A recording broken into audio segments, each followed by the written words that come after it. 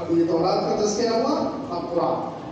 وَهَذَا كِتَابٌ أَنزَلْنَاهُ مُبَارَكٌ فَاتَّبِعُوهُ وَاتَّقُوا لَعَلَّكُمْ تُرْحَمُونَ.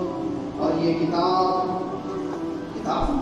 قرآن کو اللہ رب العزت نے کئی نام دیے، اس میں سے ایک نام کتاب ہے. کتاب کس کو کہتے ہیں؟ کہ جس کو اس کی عمدگی کی وجہ سے جس چیز کو لکھا جاتا ہے اس کو کہتے ہیں کتاب.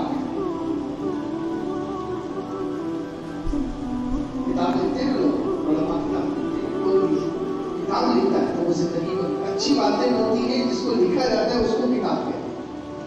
بزرگوں کے ملفوظات اور باتیں لکھی جاتی ہیں، تو جو اچھی چیز ہوتی ہے وہ لکھی جاتی ہے، وہ کتاب بنتی ہے. تو قرآن کا تو ایک ایک نقطہ اچھا ہے، ایک ایک حرف اچھا ہے، ایک ایک زبر زیر پیش اچھا ہے، ایک ایک آیت اچھی ہے، اس لیے پورے قرآن کو کتاب کہا گیا. لکھا جاتا ہے اچھا ہونے کی وجہ سے، اور یکتب فی الصدور ویحفظ فی الصدور، یہ عرب علماء کہتے ہیں کہ صدور میں لکھا جاتا ہے اور سینوں میں محفوظ کیا جاتا ہے،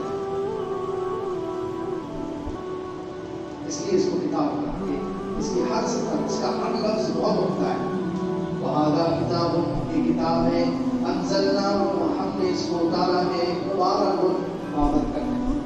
سبحان، بہت بابرکت. اس کو ہاتھ لگائیں تو وہ ہاتھ بابرکت، اس کو جو آنکھیں محبت سے دیکھیں وہ آنکھیں بابرکت، اس کو جو زبان پڑھے وہ زبان بابرکت ہے، جو ہونٹ اس کو چومے وہ ہونٹ بابرکت ہے، جس جگہ یہ قرآن پڑھا جائے وہ جگہ بابرکت ہے، جو لوگ اس کو پڑھیں وہ لوگ بابرکت ہیں، جو اس کو پڑھائیں وہ بابرکت ہے.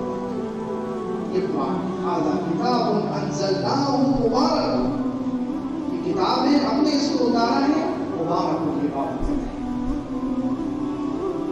بہت برکت والی چیز ہے، برکت والی کتاب ہے. اس سے کسی بھی قسم کا تعلق انسان کی زندگی کو برکتوں سے کرتے